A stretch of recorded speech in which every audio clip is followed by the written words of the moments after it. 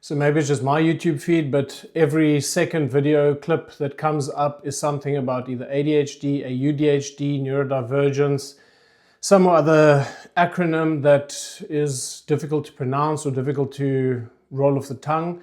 And I suppose it's because I'm engaging in so much content and watching things around how my mind works and how I'm trying to train it, that is why it is. But if yours is the same, then one of the things that you need to look out for is if you are identifying yourself with having ADHD, and one of the problems is that you are associating with that thing when actually you are overloaded.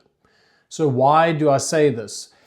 It is because so many of the symptoms between the two look the same on paper, but in practice they don't work the same.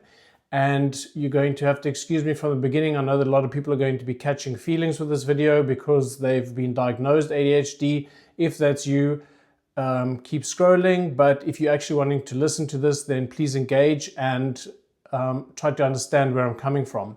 So the reason why I am drawing this parallel between the two is because there's a lot of crossover that happens, but it's only symptomatic. So what you have to actually understand is that ADHD is a processing problem. You've had it since childhood. You struggle with staying focused on tasks. Your attention is all over the place. A lot of the time you have to be medicated for that thing to try to just calm your mind down. And I'm not going to get into the discussions around it because I don't have enough knowledge on it. But what I do know is that the symptoms of ADHD with lack of concentration, not being able to focus on something, a lot of that carries over into overload. So if you are overloaded, the difference is that it has come on over a gradual period of time. You were able to focus before, you were able to do things, and you were able to complete tasks and projects and things like that. But gradually, over the course of years and obviously through circumstances, you start to lose that ability. And a dangerous thing that you might start doing is you might see these symptoms appear as a diagnosis of ADHD. And as an adult now, you are diagnosed with ADHD, but actually, or you self-diagnose, that's even worse. But the problem with that is, number one, that I would find that if you are associating with something and saying, oh, I've got ADHD, then you sort of make it not your problem anymore because that's just how you are.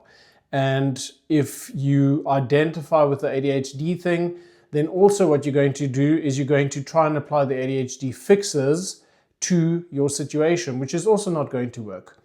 The reason is because ADHD, if you have to now tell yourself that you have got ADHD, you're going to start to have to think about things about why you're doing this thing, why you're doing that thing. And for an overloaded brain, the situation that you're already in is questioning, asking, and it's because of that that you got into it in the first place. It's too much in and too little out.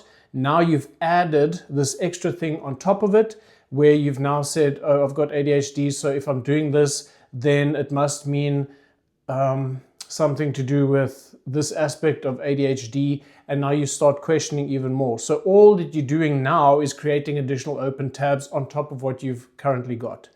So if you find yourself in the situation where you are experiencing the symptoms and you are now sort of maybe associating with the fact that you've got ADHD, I'm not saying that you don't have, but in this video, the explanation is why you don't.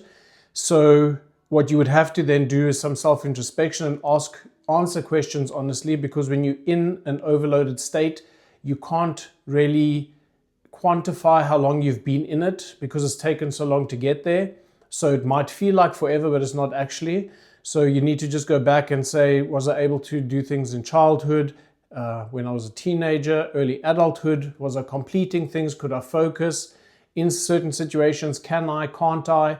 Is it situational or has it been lifelong? And those are the distinctions that you draw. And then you would say, okay, it is not actually ADHD, it is overload. I can see it now because in certain situations I will start to lose focus. When I take on too much, I start to lose focus, and generally it's situational and it has come on gradually.